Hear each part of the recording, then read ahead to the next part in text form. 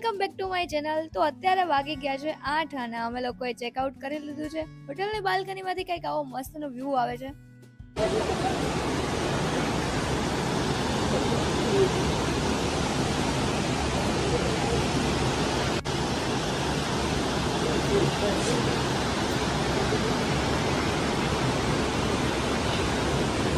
તો ખરેખર આ વ્યૂ ઉપર તો મને પણ વિશ્વાસ નહોતો થતો કે આટલું મસ્તનું વ્યૂ છે, એ પણ હોટલની બાલ્કનીમાંથી. એકદમ સ્વિટ્ઝરલેન્ડ જેવો વ્યૂ હતો. તો સવારમાં આવા મસ્ત વ્યૂને એન્જોય કરતા કરતા હવે અમે લોકો જઈએ છીએ હરિદ્વાર બાજુ. જ્યારે પણ અહીંના એક સરખા ઝાડવા જોઉં ત્યારે એવો જ વિચાર આવે છે કે ભગવાને આ બધી દુનિયા ક્યારે ક્રિએટ કરી લીધી હશે. આટલા મસ્તીના વાતાવરણને જોઈને દિલ તો ગાર્ડન થઈ ગયું, જોડે વાદળ પણ થઈ ગયું. તો ચમોલીથી થોડેક દૂર હોટલ હતી, અમે લોકો ત્યાં જ રોકાણા હતા. આના પહેલાના બ્લોગમાં જેમ કીધું હતું કે ઉત્તરાખંડ એને જ કહેવાય કે જ્યાં જ્યાં આપણે જાય ત્યાં ત્યાં આપણી જોડે નદી આવે. એક સાઈડ નદી અને એક સાઈડ પહાડવાળા રસ્તા.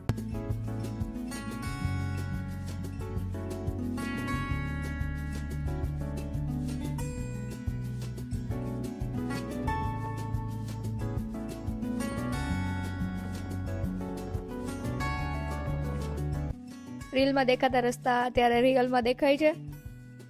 આમ તો બહુ મજા આવે છે, પણ થાક એટલો લાગ્યો છે. ફરી એકવાર આપણને અહીંયા ટાવર દેખાઈ ગયું છે, જેને જોઈને પાછો એવો વિચાર આવે છે કે અહીંયા ટાવર કેવી રીતે લગાવ્યું હશે. પહાડ ઉપર જે વાદળા દેખાય છે ખરેખર બહુ જોરદાર મજા આવે છે. મેં એટલા બધા ફોટોઝ અને વિડીયોઝ લીધા છે કે મારા ફોનમાં હવે સ્પેસ નથી. આટલા મસ્ત બદ્રીનાથના દર્શન કરીને તો બહુ મજા આવી ગઈ હતી. તમે લોકો એ બ્લોગ ન જોયો તો મેં ડિસ્ક્રિપ્શનમાં લિંક આવી છે, જોતા આવજો. પાછા એક સરખા ઝાડવા દેખાઈ ગયા.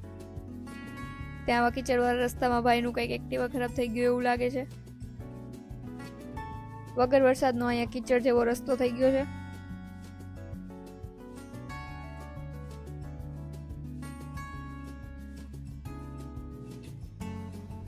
આવા સારા રસ્તા છે, એકવાર લાઈફમાં વિઝિટ કરવા જેવું છે ઉત્તરાખંડ. એટલું એડવેન્ચર છે અને મજા એટલી એવી છે, બીકે એટલી લાગી છે.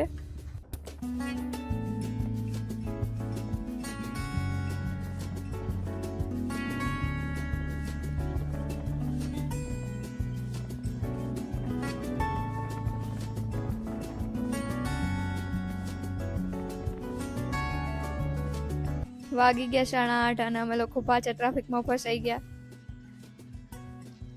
નસીબ થોડાક સારા છે એટલે 5-10 મિનિટમાં ટ્રાફિક ક્લિયર થઈ ગયો એવું લાગે છે, પણ એટલું બધું ક્લિયર નથી થઈ ગયું ટ્રાફિક, કેમ કે હજી આગળ એટલી બધી કાર છે. તો અહીંયા પથ્થર પડ્યા છે અને આગળ કંઈક રસ્તો બને છે, એના લીધે ટ્રાફિક થઈ ગયું છે.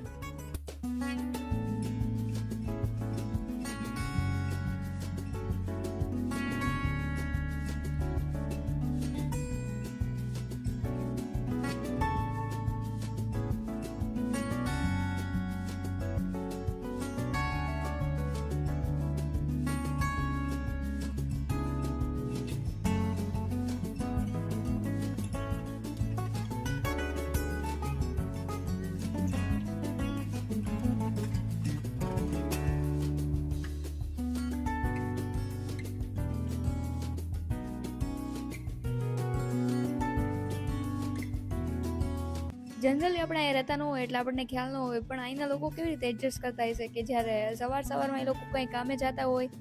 આમાં ઘણા બધા સ્ટુડન્ટ અહીં દેખાડા હતા આગળ વિડીયોમાં, તો વિડીયો શૂટ કરવું પહેલાં જ ત્યાંથી અમે લોકો આગળ વહી ગયા. તો સ્ટુડન્ટ અહીં સવારમાં સ્કૂલે જતા હોય અને આવી રીતે ટ્રાફિકમાં ફસાઈ જાય યા ફિર પથ્થર પડી જાય, તો એડજસ્ટમેન્ટ કેવી રીતે થતું હોય છે. અને ખરેખર અમે લોકો અહીંયા રહેતા હોય ને, ગુજરાતી લોકો પહાડોમાં રહીએ ને તો વાત જ કંઈક ઓર હોય. જેમ મારી મમ્મી કહેતી હતી એમ કે જો અમે લોકો અહીંયા રહેતા હોય ને તો તમને લોકોને કંઈ કામ ધંધે જ ના જવા દે, કેમ કે રસ્તા જેટલા ખરાબ છે કે જ્યાં સુધી ઘરે ન આવે ને ત્યાં સુધી ટેન્શન થયા રાખે કે શું થયું હશે, ક્યાં હશે, કેવી રીતે ઘરે આવશે, ક્યારે આવશે. હા, તો બસ આવા જ ફાલતુના વિચાર કરતાં કરતાં અમે લોકો ટાઈમ પાસ કરતા હતા, કારણ કે બીજો કોઈ ઓપ્શન નહોતો ને ફોનમાં એટલી બધી સ્પેસ નહોતી કે મેં હજી વધારે પડતા ફોટોઝ વિડીયોઝ લઉં. પહાડના માણસો જેટલી મહેનત ખરેખર કોઈ ન કરી શકે.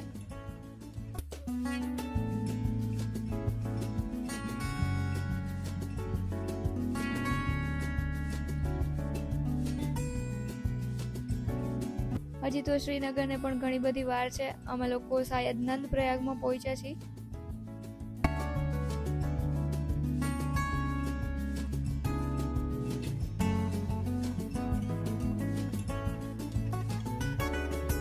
2 કલાકનો રસ્તો કાપ્યા પછી અમે લોકો પહોંચી ગયા છીએ શ્રીનગર, કે જ્યાં ધારી દેવીનું મંદિર છે.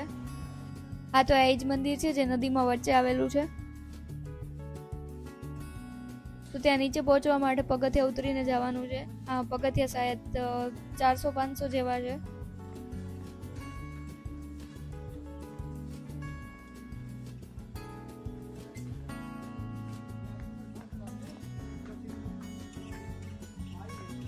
ઉપરથી મંદિરનો વ્યૂ બહુ જોરદાર છે.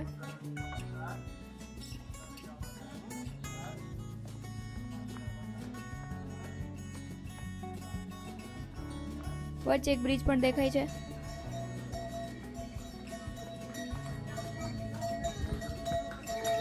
મમ્મી ને દીસુ તો થાકી ગયા છે. રસ્તો તો ચોટીલા જેવો છે, પણ અહીંયા થોડુંક ઉલટું છે કે ચોટીલા આપણે ચડીને જવાનું હોય, જ્યારે અહીંયા તો પગથિયા ઉતરીને મંદિરે જવાનું છે. સવારમાં નાસ્તો તો કંઈ કર્યો નથી એટલે લીંબુ સોડા હોત જાય. એટલે મંદિરે પહોંચવું બહુ સહેલું છે, પણ રિટર્નમાં જે આમ ચડાવવાળો રસ્તો છે ને, એટલે રિટર્નમાં આવવામાં છે ને થોડોક વાંધો આવે કે પગથિયા ચડીને જવાનું હોય. હા, તો ધારી દેવી મંદિરની બજાર એક્સપ્લોર કરતા કરતા ઓલમોસ્ટ અમે લોકો મંદિર સાઈડ પહોંચી ગયા છીએ. આ બ્રિજને ક્રોસ કરવાથી જ મંદિરે પહોંચી શકાય, કારણ કે આ એક જ રસ્તો છે. બદ્રીનાથનો થાક હજી ઉતરો નથી, ત્યાં અમે લોકો અહીં પહોંચી ગયા છીએ. અહીંયા ઘણી બધી ઘંટડી દેખાય છે. ચારે સાઈડ ઘંટી લગાવેલી છે એવું લાગે છે.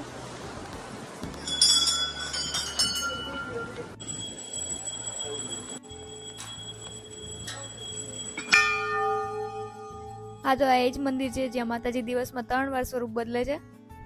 સવારના બાલ સ્વરૂપ, બપોરના કન્યા સ્વરૂપ અને રાતના ગરડા સ્વરૂપ. ફોટોસ વિડીયોઝ પછી લઈએ, એના પહેલા આપણે દર્શન કરી આવીએ.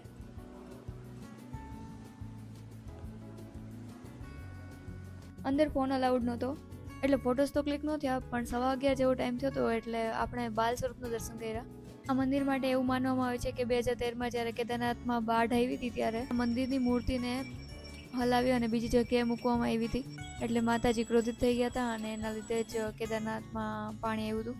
જ્યારે મૂર્તિને પાછી જગ્યા ઉપર મૂકી દીધી ત્યારે માતાજી શાંત થઈ ગયા અને કેદારનાથમાં પણ જે પાણી આવ્યું હતું એ બધું ધીમે ધીમે સરખું થવા માંડ્યું. બદ્રીનાથના મંદિરમાંથી જે તુલસીની માળા આપી હતી એ સૌ સુકાઈ ગઈ છે, એટલે આનાથી વધારે સારી નદી કઈ હોય એટલે અહીંયા જ આપણે એને પધરાવી દીધી.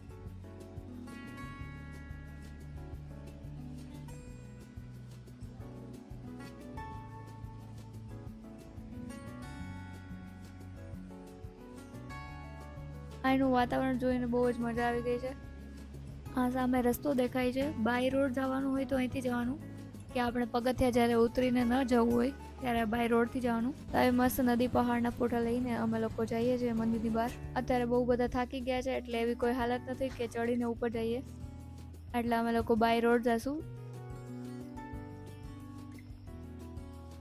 તો આપણે જે કાર બુક કરી હતી અહીંયા ન ચાલે, એટલે અહીંની જે કાર હોય તેમાં જ જવાનું હોય. તો અહીંથી જવા માટે પણ 2-3 કિલોમીટર જેવું હશે.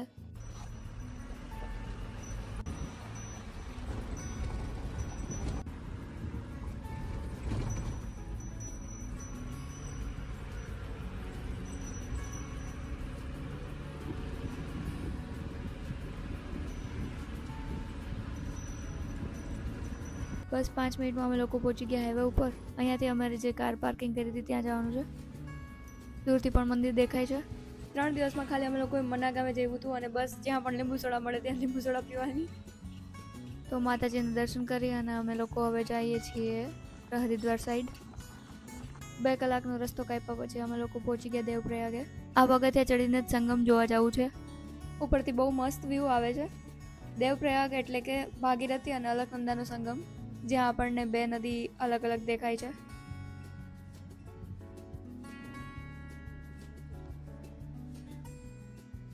ઓલરેડી થાકી ગયા છીએ અને હવે ભૂખ પણ લાગી છે, એટલે અહીંયા હવે વધારે ટાઈમ વેસ્ટ નથી કરવો. થોડાક ફોટોસ ક્લિક કરીને અમે લોકો પહોંચી ગયા હોટલે. દેવપ્રયાગથી થોડુંક જ આગળ હતી માય કિચન રેસ્ટોરન્ટ અમે લોકો પહોંચી ગયા. કાલે મન્ના ગામમાં જઈમાં હતા, એના પછી અત્યારે ચેક જમવા મળે છે એટલે આપી દીધો ફટાફટ ઓર્ડર અને આવી ગયો આપણું ફેવરિટ મિક્સ વેજીટેબલ, જીરા રાઈસ અને દાળ ફ્રાય. ટેસ્ટમાં પણ જમવાનું મસ્ત હતું એટલે મજા આવી ગઈ. અને બસ હવે ઓલમોસ્ટ 2 વાગી ગયા છે.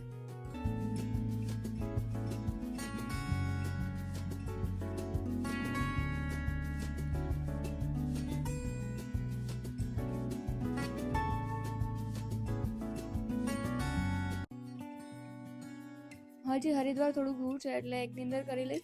વાગી ગયા છે 4 અને દેખાવા માંડ્યા છે ફરી એકવાર પહાડ. મહાદેવ પણ દેખાઈ ગયા છે એટલે કે welcome back to Haridwar.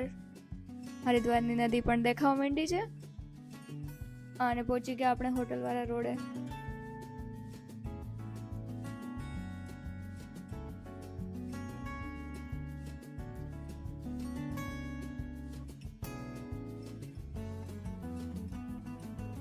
Exactly 4 ને 8 થઈ ગઈ છે અને અમે લોકો પહોંચી ગયા છીએ જૂની હોટલે. 4 વાગે તો અહીંયા પહોંચી ગયા હરિદ્વારમાં અને એટલા જોરદાર થાકી ગયા હતા કે વાત જવા દો. એટલે અમે લોકો જ્યાં રોકાયા હતા ત્યાં જ પાછા રોકાઈ ગયા. પણ આ વખતે રૂમ થોડોક અલગ પ્રકારનો મળ્યો કારણ કે પહેલા અમે પહેલી વિંગમાં હતા, ત્યારે અમે બીજી વિંગમાં હતા. એમાં એવું થયું કે એટલા બધા થાકી ગયા હતા ને તો વ્લોગ શૂટ કરવાનો ટાઈમ ન મળ્યો અને પછી રાતના 8 વાગ્યા ત્યારે અમે લોકો ફ્રી થઈ અને જમી લીધું. એમાં એવું થયું કે અત્યારે 3-4 દિવસના જે બી કપડાં ભેગા થયા હતા ને મારી મમ્મી અને મારી બેને બધા ધોઈ નાખ્યા. ફ્રી થાય અને અમે જમી અને સુઈ ગયા અને જોરદાર થાકી ગયા. આજના દિવસે એવું નથી થતું કે ગંગા કિનારે જવું જોઈએ અને તમારે બી એકવાર લાઈફમાં બદ્રીનાથ જરૂર જવું જોઈએ કારણ કે ત્યાંના રસ્તાઓ અમેઝિંગ, માઇન્ડ બ્લોઈંગ. એ તો તમે વિડીયોઝમાં જોયું છે. Must visit the Badrinath. જય હો બદ્રી વિશાળ.